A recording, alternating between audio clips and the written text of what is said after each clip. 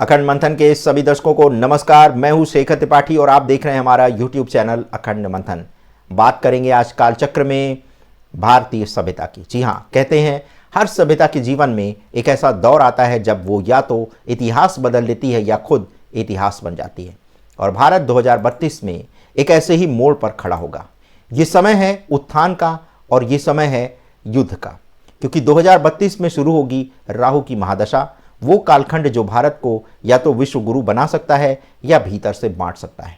पहला संकेत, राहु का उदय, बुद्धि भ्रम और बेतहासा विकास। जी हां, 2032 के बाद भारत की ऊर्जा पूरी तरह बदल जाएगी। राहु यानी कल्पना, तकनीकी छल और नवाचार का केंद्र बन जाएगा। जब उसकी छाया किसी देश की कुंडली पर पड़ती है तो वह देश विज्ञान और तकनीकी में छलांग लगाने लगता है। आर्टिफिशियल इंटेलिजेंस, क्वांटम कंप्यूटिंग, अंतरिक्ष अनुसंधान, ये वो समय होगा जब भारत नासा को पीछे छोड़ने की राह पर होगा। भारत के युवा सिलिकॉन वैली नहीं, भारत की वैली बनाएंगे। रॉकेट से लेकर रोबोट तक सब अपने देश में बनेगा। 2035 तक भारत विश्व की तीसरी अर्थव्यवस्था बन चुका होगा।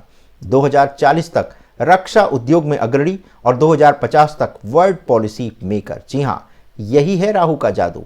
जहां ऊंचाई है वहां भ्रम भी है। दूसरा संकेत, समाज में विभाजन की छाया भी देखने को मिल सकती है। तो राहु भ्रम तो बढ़ाता है और अहंकार को भी जन्म देता है। यही राहु 2032 के बाद धार्मिक ध्रुवीकरण को जन्म देगा। भारत में टेक्नोलॉजी जितनी तेजी से बढ़ेगी उतना ही समाज का विभाजन गहराएगा। हिंदू, मुस्लिम, सिख, ईसाई, पहचान से ऊपर उठने के बजाय लोग इन्हीं में सिमटने लगेंगे। मीडिया भड़काएगा, सोशल मीडिया प्लेटफॉर्म पर झगड़े बढ़ चढ़ कर के होंगे और धीरे धीरे समाज दो हिस्सों में बढ़ जाएगा। एक वो होगा जो विकास की सोच वाला होगा और एक वो होगा जो विभाजन की भाषा बोलने वाला होगा। राहु यही करता है, वो भ्रम देता है कि हम आगे बढ़ रहे हैं, पर अंदर अंदर से धीरे धीरे जड़ें भी खोखली करता जाता है। तीसरा संकेत, इस्लामिक इन्फ्लुएंस और पहचान का संघर्ष। जी हाँ, 2035 के बाद भारत के कई हिस्सों में सांस्कृतिक संघर्ष देखने को मिलेंगे। कुछ राज्यों में इस्लामिक प्रभाव बढ़ेगा, राजनीति से लेकर के पॉलिसी तक में बदलाव देखा जाएगा। शासन के भीतर धर्म आधारित ध्रुव बनेंगे। अब सवाल ये नहीं होगा कि कौन सी पार्टी जीती, सवाल ये होगा कौन सा समुदाय मजबूत हुआ।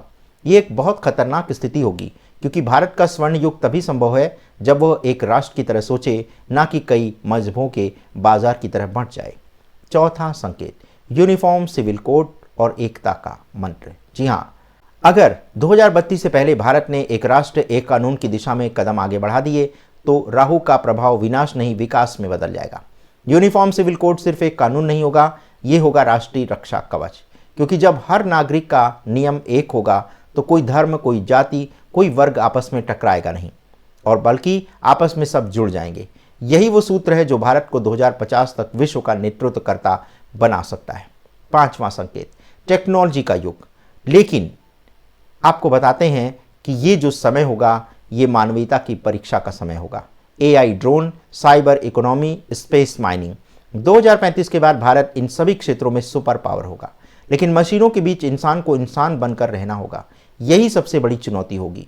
राहु ज्ञान देता है लेकिन विनम्रता छीन लेता है।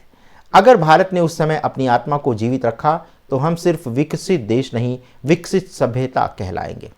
छठा संकेत, अध्यात्म बनाम अंधविश्वास। जी हाँ, ये वही समय होगा जब अध्यात्म और अंधविश्वास की लड़ाई फिर शुरू होगी। एक ओर ध्यान, योग, संस्कृति, सनातन का उत्थान होगा, दूसरी ओर ढोंग, पाखंड और राजनीति में धर्म की सौदेबाजी होगी। भारत को ये तय करना होगा क्या हम अध्यात्म को अपनाएंगे या उसका इस्तेमाल करेंगे। क्योंकि राहु भ्रम देता है, पर जो साधक सही दिशा पकड़ लेता है वो उसी भ्रम से प्रकाश भी पाने लगता है। सातवां संकेत, 2050 शिखर या पतन। जी हाँ, 2050 तक भारत के पास दो रास्ते होंगे। पहला होगा स्वर्ण युग का मार्ग, जहां भारत का ज्ञान, तकनीकी और अध्यात्म जो है उसको विश्व गुरु बना सकता है। दूसरा है राहु का भ्रम, जहां भारत के भीतर ही भारत से लड़ाई चलने लगेगी। ग्रह हमें शिखर पर भी ले जा सकते हैं और गर्त में गिरा भी सकते हैं। यह निर्भर करेगा कि हम कितने एक हैं। तो कुल मिलाकर के एकता ही स्वर्ण युग की, अखंड युग की चाबी है। दोस्तों, 2032 तक भारत के लिए परीक्षा का समय भी है, बुद्धि का भी है और आत्मा की जागरूकता का भी है। अगर हमने इस समय में एकता, नीति और न्याय को अपनाया तो राहु का भ्रम भी हमारे लिए वरदान बन जाएगा। लेकिन अगर हम आपस में बट गए तो ये भ्रम हमें उसी गहराई में धकेल देगा जहां से निकलने में सदियां लग जाएंगी। इसीलिए याद रखिए, भविष्य लिखा नहीं गया, वो हर दिन हमारे कर्मों से अभी लिखा जा रहा है। और अगर हमने 2032 से पहले खुद को एक सूत्र में बांध लिया तो 2050 में भारत सिर्फ सुपर पावर ही नहीं, विश्व का पथ प्रदर्शक बन जाएगा। जी हाँ, क्योंकि भारत का स्वर्ण युग कहीं आसमान में नहीं लिखा है, वो हमारे भीतर छिपा है। बस हमें तय करना है, हम राहु का भ्रम बनेगा या सूर्य का प्रकाश। जय हिंद, जय भारत। इसी कामना के साथ कालचक्र में आज के एपिसोड में आप हमें अनुमति दीजिए।